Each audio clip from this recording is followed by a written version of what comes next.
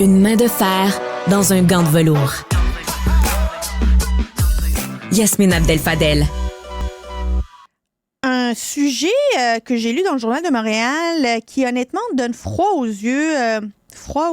Donne froid au dos. Bref, fait peur. Des rituels sataniques qui ont été faits par un homme qui fantasmait à l'idée de violer sa propre fille. Puis là, tu lis ça, puis là, tu dis, il y a tellement de choses wrong là-dedans, là, dans ce titre-là, que par où prendre ça, par où comprendre ça? C'est pour ça que lorsqu'on se pose des questions comme celle-ci, on appelle des spécialistes. Et aujourd'hui, c'est Christian Page qui est avec nous. Bonjour, Christian. Vous êtes spécialiste Bonjour, paranormal Yasmine. et auteur. Est-ce que vous avez vu ça? Vous avez vu ça? C'est assez particulier. La jeune fille de Québec, finalement, elle découvre que son propre père utilisait des rituels sataniques en fantasmant sur elle. Le satanisme est une chose, l'inceste est une autre, mais là, on a comme un mélange des genres qui est franchement doublement dégueulasse. Et c'est vrai que quand on va dans l'univers du crime occulte, entre guillemets, très souvent, ce sont des éléments qu'on va trouver qui vont se croiser. Par exemple, le cannibalisme, l'inceste, bon, des activités qui sont tout à fait sordides, qui vont être liées à des rituels sataniques. Mais ici, il faut immédiatement préciser que quand on parle de rituels sataniques, il y a deux niveaux de rituels sataniques. Il y a ce qu'on pourrait appeler le satanisme institutionnalisé, qui n'est pas très grave en lui-même. Hein. C'est C'est plutôt, quoi? je dirais que le satanisme institutionnalisé, il est né dans les années 60. C'est plutôt un groupement hédoniste. Ce sont des gens qui se réunissent. On se livre à des activités sexuelles entre adultes, consentants. Donc, c'est très du libertinage. Donc ça, il C'est existe aux considéré États-Unis. comme des satanismes? Bon, et en fait, en fait, c'est amusant parce que le mot sataniste avait été utilisé à l'époque, au moment de la fondation de ces organismes, davantage pour choquer une opinion publique. Hein. À l'époque, on le sait, les États-Unis, c'était très chrétien, ça l'est encore aujourd'hui, hein, c'est un pays qui se définit beaucoup par le christianisme. Et à l'époque, ben, si on brandissait la menace du diable, c'est une façon de choquer le public. Aujourd'hui, je dirais que beaucoup de ces mouvements satanistes vont plutôt se retrouver derrière des groupements néo-nazis. Le néo-nazi frappe davantage aujourd'hui, choque davantage aujourd'hui que le diable dans les années 60. Donc, ça, c'est ce qu'on pourrait appeler le satanisme institutionnalisé. Il y a eu des enquêtes qui ont été menées par le FBI, notamment dans les années 80-90, parce qu'on les accusait de se livrer à toutes sortes de crimes, et les enquêtes du FBI ont démontré qu'il n'y avait rien vraiment de très sérieux là-dedans. Ce qui est plus dangereux, et c'est ce que l'on voit ici, c'est ce qu'on appelle du satanisme artisanal. Donc, des gens s'imaginent un satanisme, s'imaginent ou s'inventent des rituels. Ils vont puiser à différentes sources, souvent sur les médias sociaux. Et là, souvent aussi, ils vont s'inspirer de ce que disent les anti-satanistes. Hein? Les anti-satanistes disent, ah, ceux qui pratiquent le satanisme utilisent des croix à l'envers. Alors, si je suis sataniste, je dis, oh, je dois utiliser les croix à l'envers. Ah, les satanistes utilisent des bougies noires. Ah, ben, je vais utiliser des bougies noires. Donc, je me fais mon propre rituel et à travers ça, je vais faire des incantations. Est-ce que faire des incantations au diable, faire des incantations à Dieu, à Allah, la croyance, elle est légitime en soi. C'est la façon dont on va utiliser ces croyances-là ensuite pour appliquer des gestes. Et là, ben, on tombe malheureusement dans des excès. Et c'est exactement ce que l'on voit ici. Que le type soit chez lui, allume des bougies noires avec une croix à l'envers, puis fait des incantations au diable, des aoum, en soi, c'est pas si grave. Mais Grand c'est à bien lui partir de... fasse.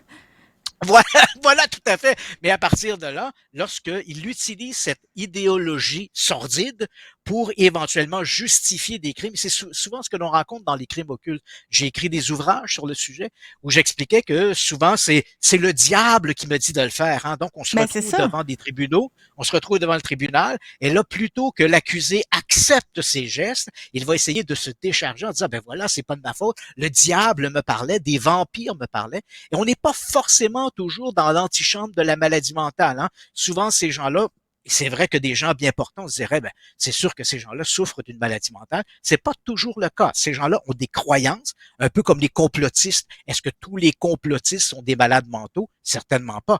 Mais ils adhèrent de manière très farouche à des croyances inébranlables. Et c'est un peu souvent les gens qui croient au diable, qui croient aux vampires, aux monstres, peu importe, les créatures de la nuit. Ils vont s'en servir ensuite pour justifier des gestes qui sont tout à fait là, innommables. Et c'est exactement ce que l'on trouve ici. Un cas patent de crime à caractère occulte, même si on n'est pas forcément dans le meurtre ici.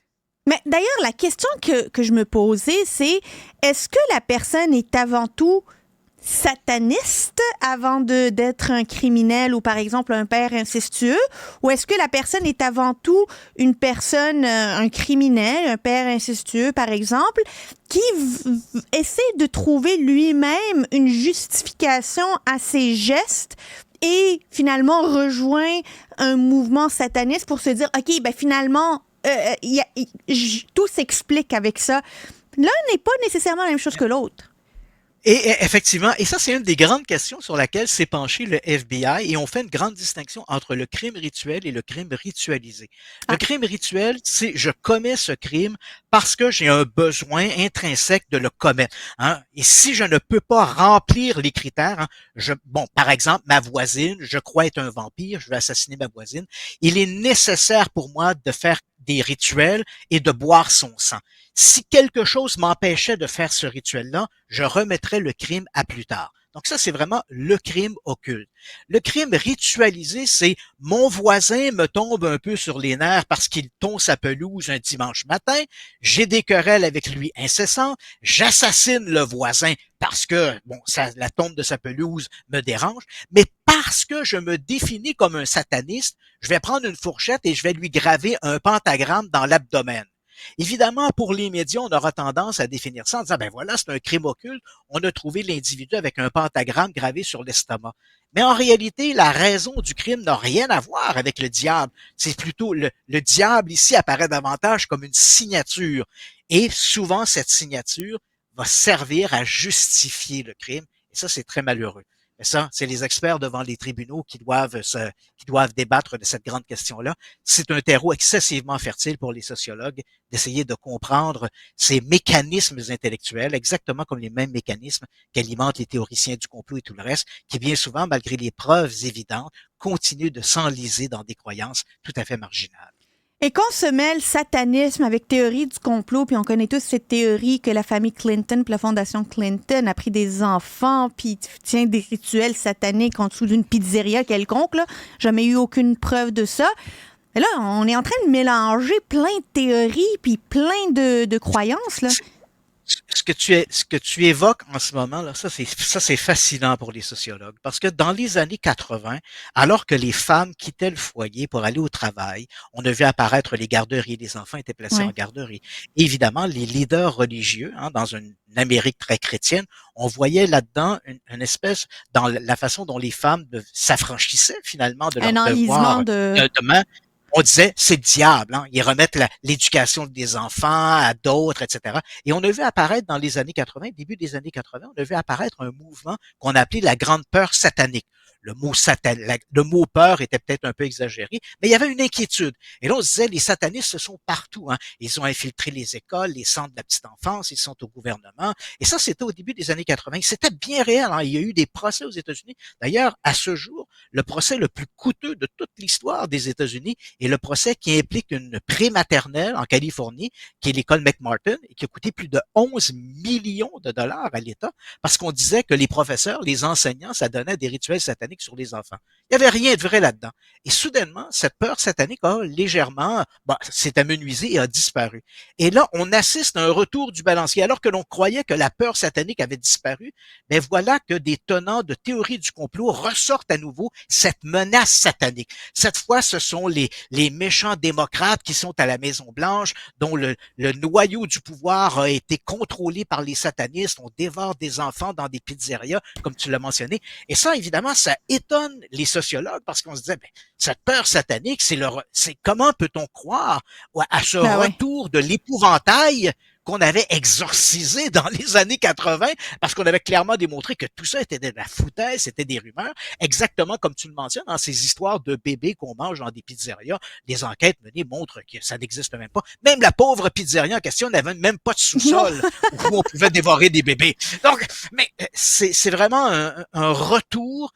Ce qui nous montre qu'à un moment donné, la société, il y a comme des moments où il y a un terreau qui devient fertile à la prise de position et c'est pour ces croyances marginales, vont trouver une prise dans ces failles, finalement, qui se produisent. Il y a Christian un gros manque Page, tu le d'éducation. dis. Tu le dis de manière très gentille, moi je vais le dire de manière plus crue. On vire sur le top de temps en temps. Ça nous arrive comme population. Christian Page, spécialiste du paranormal et auteur, merci beaucoup d'être venu nous parler de satanisme. Ça me fait plaisir. Merci. Bonne journée Bye à bye. tous. C'est donc tout pour moi aujourd'hui. Merci à toute l'équipe de recherche et de mise en onde. Je vous retrouve très bientôt pour un autre épisode sur Cube Radio.